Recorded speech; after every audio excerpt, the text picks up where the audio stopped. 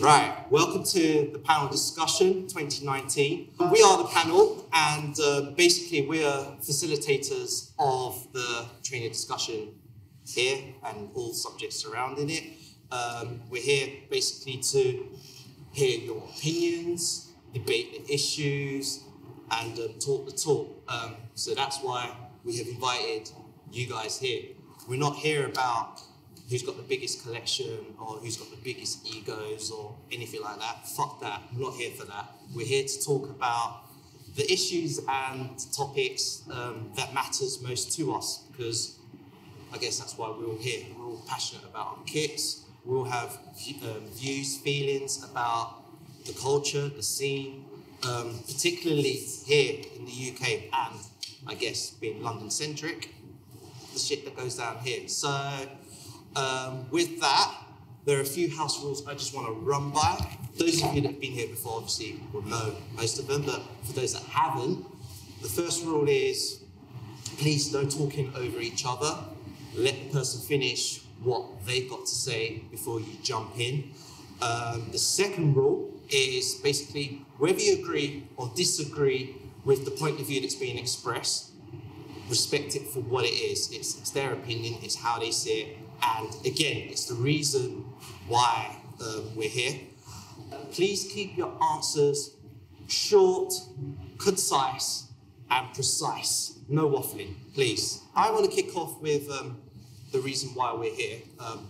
We're a community. And the question that I want to pose to you, Dwayne, is when did you realise you were part of the sneaker community?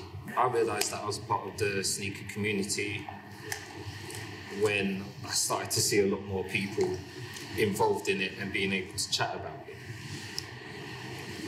I kind of was into kicks before a lot of Facebook groups when it was just a few independent websites that had discussion posts on them. But it was kind of hard to connect to other people. You would post up pictures of your trainers and what you've bought and what you're interested in, and a lot of the responses would be, why do you buy so many? What's the point? What do you see in it? You've only got one pair of feet, all of that. But then when you start noticing that other people do the same things, like the same things, and you can have similar experiences, I think that's where you realise you're a part of a community.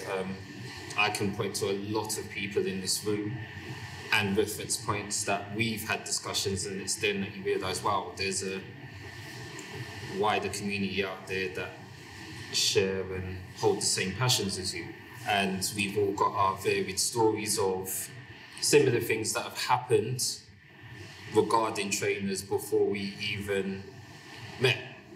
And it's like at those points we probably thought we were individuals or just by ourselves, but then through discussion and chat you realise you are part of a wider thing. Let me throw the same question to Hannah. Probably the same answer, but more like on a digital platform, because not living in London, there's not really a community around me, so it's kind of, I guess all my friends are like on my phone. So when I started noticing that I was chatting to people outside of my close circle at home about something I enjoyed, that would be my answer. Would you say, based on the responses from Dwayne and Hannah, would you say it's a lot of your journeys are similar, or are there some here that think or believe that their story to be slightly different in terms of, I guess, pre-social media? Did you jump on, did you realise, that being part of the sneaker community post the advent of social media? I was really into skating, so I come from skate shoes. And you start skating within 2 weeks, your shoes will be. So there used to be a lot of me and my friends, there was the certain shoes which were the stable skate shoes. So it was getting them rather than, I guess, the hype shoes, Sure. And then I've always been into the sneakers as well, apart from that. But the main collection for me started with skate shoes. So it was kind of a bit before the hype and the internet and stuff like that. So moving on with the skate shoes, it's a kind of similar thing, but even then there was probably more advertising pushed to skaters then than there was maybe the wider field of other people buying sneakers. Because if you're an individual skater, you're reading magazines, you're looking at certain things, you're watching videos, you're going to see, oh, I love that skater, I'd love to try that shoe. Yeah, signature shoe. So everything was pushed to you quite a little bit more than maybe in certain other fields, because if you're that niche, you're going to know about that niche version of the trainer. So it's quite an interesting thing, because same sort of thing with trainers and runners, depending what you're into, there's going to be that niche where you're going to be advertised to only on that model or that shoe specifically to you. For me, I think when a lot of us think of community, we think of the good that comes with it. So like, events like this and, meeting up, going for shoots and whatnot. I think for me personally, I realised I was part of something when I started buying shoes. Purely because when you think of any community, there comes the good and the bad. So there is trouble outside stores at times, and there is things that kind of go under the radar, and people, unfortunately, like every community, people say stuff about people that isn't necessarily true and things like that. And I think when I kind of like gauged the whole of what was going on, and I kind of saw the good and the bad, that's when I thought to myself, I am actually part of a community, because those are the things that happen in every community. Every community has good and bad. So I think it was kind of like just gauging, the kind of rough and tumble that can come with it at times. Okay. In terms of the good and bad in the community and the troubles that have arisen from the sneaker community here in the UK. I mean, obviously a lot of people have seen what's gone on late last year outside End in terms of the scuffle, the fights, and so on and so forth. Do you think incidents like those, do you think it has been more apparent with the amplification of social media, or do you think, and this is obviously open to everyone, do you think such issues occurred prior to the advent of social media? The first drop that I can think of that kind of people really took notice of and was like, there's something going on here, was the cause drop outside Pattern. Okay. That was the first time. I remember there were people camping, there was tents there. I remember walking around the corner at one point and seeing so many people, and then it did kick off, and then the police just shut the whole thing down, didn't they? Yeah. And I think then you saw the same thing happen with the Jordan 4 Levi's, and I think you started to see a small escalation of things happening that dropped. But I think that problem isn't stemmed from people wanting the shoe. That problem stemmed from greed. Because we were having a discussion similar to this the other day, myself and you, where, events like this bring that community feel back, but there is that kind of negative annotation that comes along with it, because essentially reselling's always happened. It's happened in different levels, but now it's driven purely by greed, because the amount of money that are thrown about are, I don't want to say life-changing, but to someone who lives kind of hand to mouth every month and relies on that kind of pay packet every month, getting an extra £500 for a pair of shoes goes a long way. That could pay for half of your holiday. That could pay for, I don't know, a new Gucci jumper or whatever it is that you wanted. But I think the negativity stems from the amplification of social media.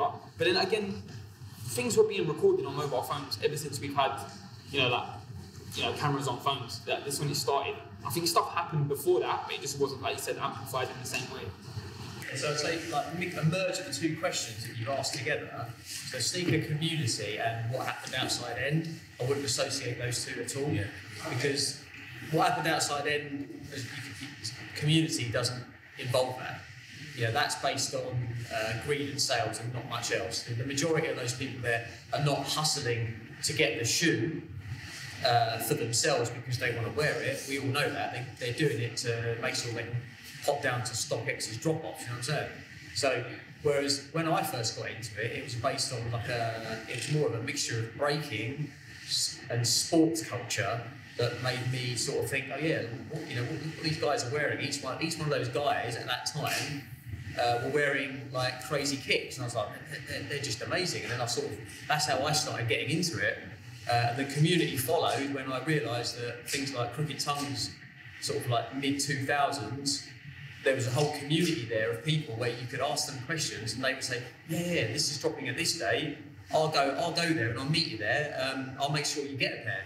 And that was how it was, and that was where the community thing came from. That's where I met the likes of Dwayne, queuing up with these guys outside 48, and it was a case where you could go away because you needed to eat something, or you could do something and come back and your spot was still there waiting for you. No one cared.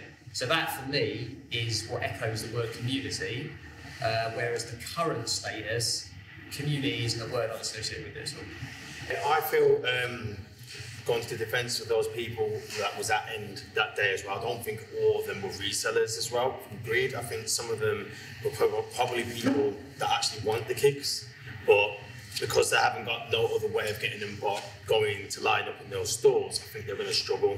And we've got all those people, you know, mixed with people who want them, with a mixture of people who are trying to buy to resell, didn't help the situation. So I think there's a lot of people there as well who actually wanted the shoe, but they struggled because obviously there's people who are greedy, causing, as you saw there in the videos, people fighting, arguing, and all sorts. To the end, that end just cancelled the drop. Well, apparently cancelled the drop anyway.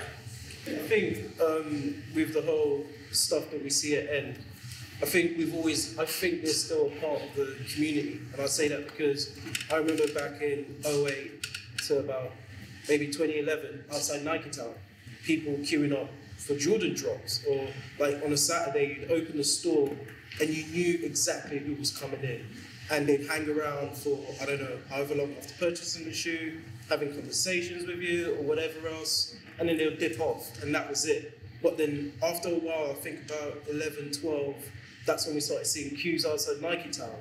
And at that point, then you see people camping, and it's just a natural progression that it's going to go from, wait a minute, I want the shoe, versus I want the shoe, but if I sell it, maybe, or if I pick up 2 pairs, that's when people used to come into Nike Town and walk out with 2, 3 bags of shoes. And there wasn't a limit on how many pairs of trainers you could pick up at a drop, right? But now what we see at end is like sort of a magnification of that stuff. So now it's like, rather than just liking my shoes, I'm going to sell the shoes so that I can buy whatever else, as everyone else has said. So I think there's like you said, there's bad and there's good. Unfortunately, they're a part of that, right? It's just the bad side that nobody wants to acknowledge or talk about.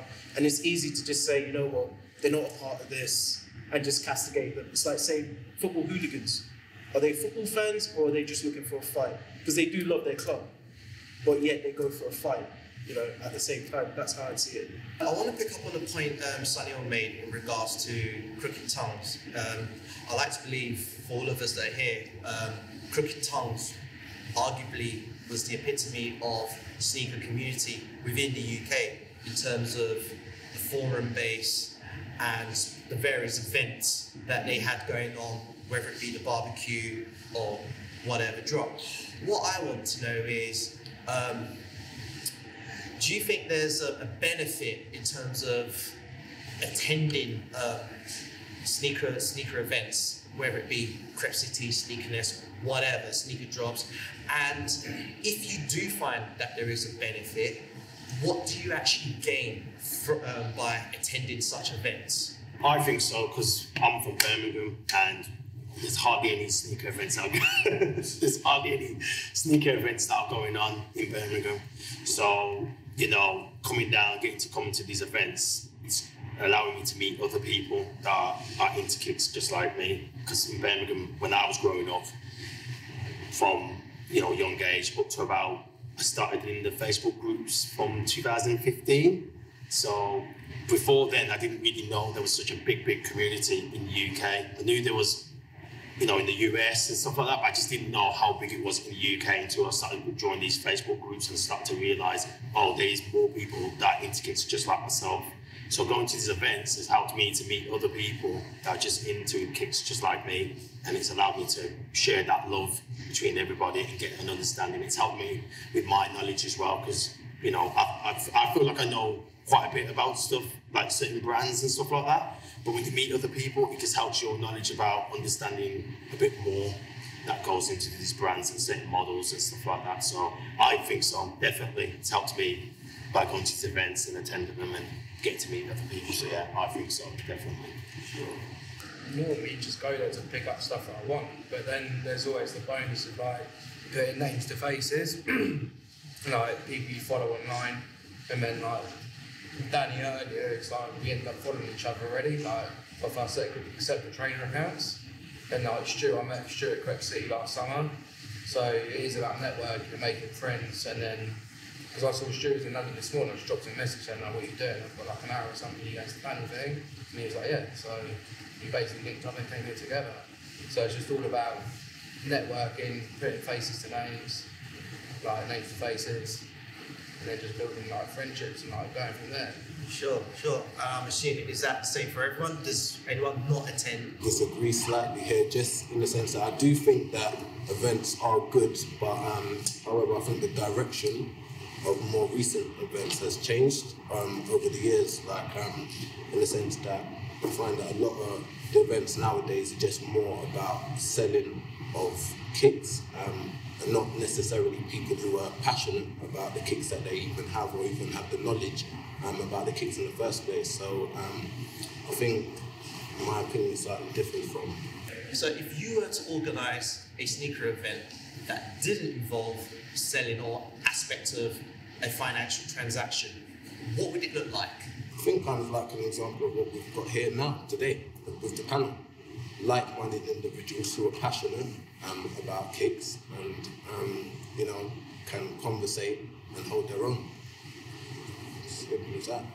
Getting into trainers in the first place was so left field of what we probably call community now, because I wanted to be that guy that you rock a pair of kicks and you would see no one else in them, to the point where if you was going college or secondary school and you saw someone in your kicks, you're refunding, they could be scuffed up, you're making an excuse to refund them. But I suppose on the flip side of that, it's very good to see that there are, just like everyone here, I've had experience with most of you. I've told you about stuff, people have told me about stuff, the education has broadened.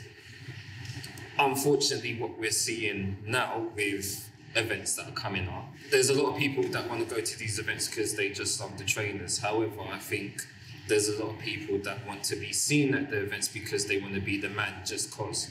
They just want to be that presence over actually liking the trainers that are on foot. They just want to be a personality in that scene where they can't get there before, rather than, oh my gosh, I really like the trainers have a 2-hour convo and they'd be happy with that, rather than wanting to be in front of the camera on that sense but not really offer anything to their community. Do you not think from that actually creates a form of elitism, in the sense that because you're, not you personally, but because you're that guy with that shoe, no one else can have access to it? And that's what causes conversations. So I'm not saying I'm always the one that's got a shoe other people don't have, but I remember when I didn't have the Yeezys, I see someone out there, I chat to them and generally have a conversation about everything as well. So that's what it comes down to, about interaction, conversation, chat, and a genuine love and passion for the shoe. That does seem a bit hypocritical though in some ways, because it's like, in some ways, if you think about the roots of sneaker culture, it's like, that's how it was. It was really, braggadocious. It was like, look what I'm rocking, that phrase, like, where'd you get those? Yeah. It's like, that's how it all started. So I agree with you. I think it's, as long as it's not done, it's done within the spirit of the roots of the scene almost. Yeah. I don't have a problem with it, because that's, we all, why don't we buy exclusive kicks? Is because we like them, and part of us still likes that kind of piece of having something that maybe no one else has. You can't deny that. So you've got to be careful. I think it's not really hypocritical to say, that that's why people might attend those events, because that's almost why we do what we do. Yeah. No, but what I'm saying to you is, for where it started out from, it didn't need a community. I just wanted to buy something that wouldn't be commonplace around everyone. However, having a community where that can still happen, if you love kicks for the sake of kicks, even if it's something that I can't acquire, I'll still come up to someone and chat to them, have a full discussion, and that's the positive side of the community. You can teach me something, I can go away like, wow, they've shown me something and keep it moving and do what I have to do to want what I want rather than what everyone generally wants, and that's what you as an individual can bring to the table of the community. I just want to maybe change the track slightly as we look to round this up. Do you think there is too much elitism in the sneaker community from the older generation to the younger generation, in your opinion? I think it's impossible to be elitist now, because shoes are made in such numbers. I think almost that's kind of almost like gone out of it in a way. I think that some of the roots of the original culture were around that, and then that's why you've seen so many people think about like in the US, for example, the way that they would really try and jump around between brands. Brands that nobody else had looked at, Italian tennis shoes or whatever. In those days, people would really try and bring something new to the table that no one else had. I don't really think it's about that now, and I think if you look at why we're all sat here now, none of us are elitists, like judging people based on what's on their foot. I think we've kind of all, in a way, a bit moved on from that. We've all kind of almost like grown up. We just love shoes for the sake of. I think this as a sub-community of the wider community. I think I personally don't see there's much elitism. I think how can you be elitist about a shoe you own when there's 100,000 pairs of them out there? It's an oxymoron. I think it's a bit of a trump card that some of the kind of OGs of the game can kind of hold, though, because I think you see some of the younger kids coming up now and they're in a different situation, so they have got a lot more money to play with than maybe we did when we started, and they can kind of grab everything as it comes out.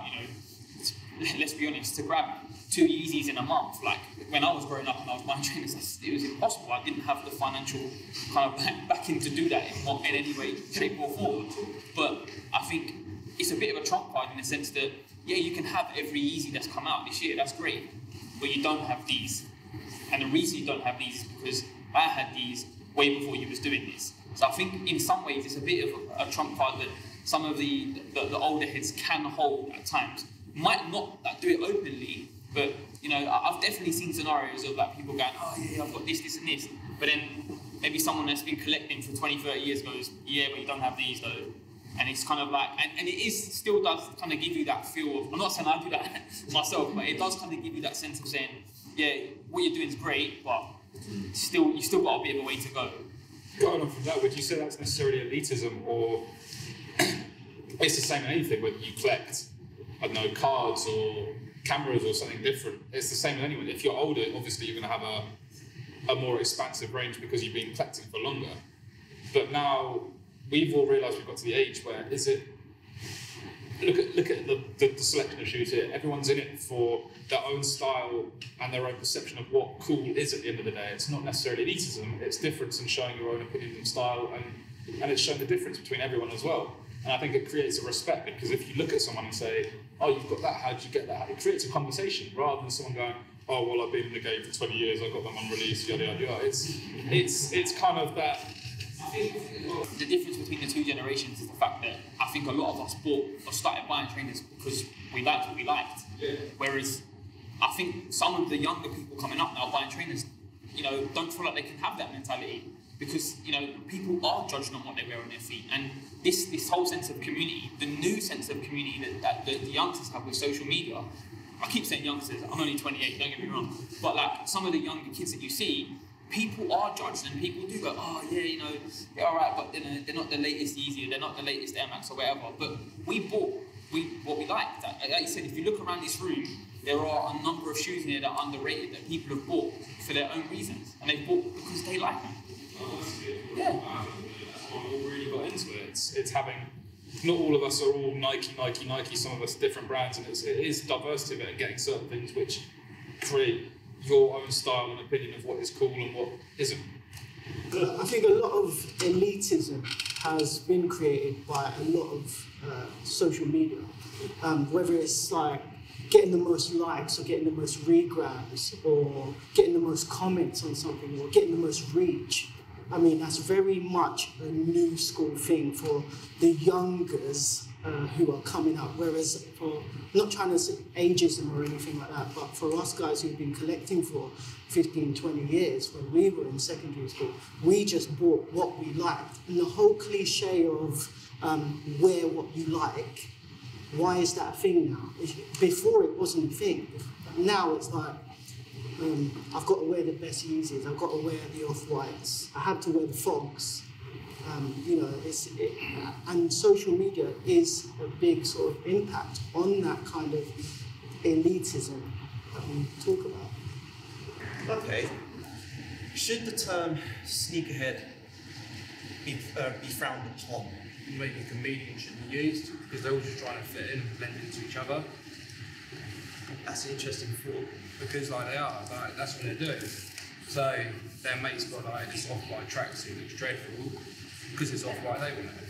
And it's just like, you're not dressing for yourself, you're dressing to impress your friends, and it's just why. So it just comes back to the point of like all of us have our own style, our own trainers, own collection, wearing the things that we like. Like if all of us turned up like wearing like Huaraches or Cortez or something, because that's the thing to wear, like there's nothing to it, not being ourselves. At one point, I'm sure all of us saw someone wearing something shit, thought that looks amazing, I'd love to have that, and emulate their style. But at the same time, it's so widespread on social media that everyone kind of wants to have that style to be able to get the likes. So is it an age thing, growing up and developing your own style, or is it the age thing where you have to fit in to have your own style, even though it's not your own style? You know, I'm sort of grateful for some of the things I used to wear on social media. The time shirt with flames on the front. I mean, where did you get that? Because that's just amazing. And they would say things like, oh yeah, I've just come back from holiday in America, or yeah, my parents are from Japan, so they got this for me. Whereas now, if I look around, because I've been working Soho for like, forever, and the individual style used to be evident around there. Everywhere I looked, the cool people were wearing individual garms, they were wearing crazy kicks to match that, but they were all wearing their own stuff. Whereas now I find the advent of social media, it's almost like a massive spoon that says, here you go, here you go, here you go. And all the young kids, and they're like, because they're obviously born into social media, and that's part of their game, they feel they all have to look the same. And for me, that's the sad part of where we are at this moment in time. I see countless people just wearing either Supreme, and then you've got the different tiers. You've got Supreme tier, and then you've got like the higher end tier where all these kids are just wearing triple S's. And they're wearing like the Gucci garms, and I think to myself, yeah, it's good you just spent all that money, mate, but you look the same as this guy right next to you, and he looks the same as that guy next to you. So that's where I think it gets really confused. I'd really like to see it go back to the point where people are going, listen man, I'm just going to wear this, I don't care what social media is telling me, I'm going to wear this because I think it looks good, and that's what I'd love to see. Do you not just think though that that's about globalization per se, that's about, you're talking about things in some ways that are generic to life, like the way that social media makes you want stuff, be it a watch or a car or whatever. You look down a high street, everyone looks the same. I think, do you think that's something that's unique to sneakers, that people have lost their individualism? It's probably a little bit on the point that we were saying, like you were saying about the OG heads. It's the same sort of thing for me. The OG heads will have that in their pocket because, and like Roy was saying about people who collect classic cars, they're going to have that classic car, everyone's going to be wowed by it. But we do have these individual shoes, and they were limited edition. When they said limited edition, that meant limited. I mean, when it's gone, it's gone. You ain't getting it again. Now, you know that if they say it's a limited edition or it's a raffle only, that means nothing anymore. Because that's just a marketing ploy to make you go like that. Literally, yeah, it's just the norm. It's the norm. There is nothing individual anymore. That's the whole point. There is no individual. It's very, very hard to be an individual. That's my point at this moment in time. Whilst I guess we will have a different interpretation of community, I think what's fundamental is having your own sense of style, individuality, and a certain je ne sais quoi in terms of how you put things together.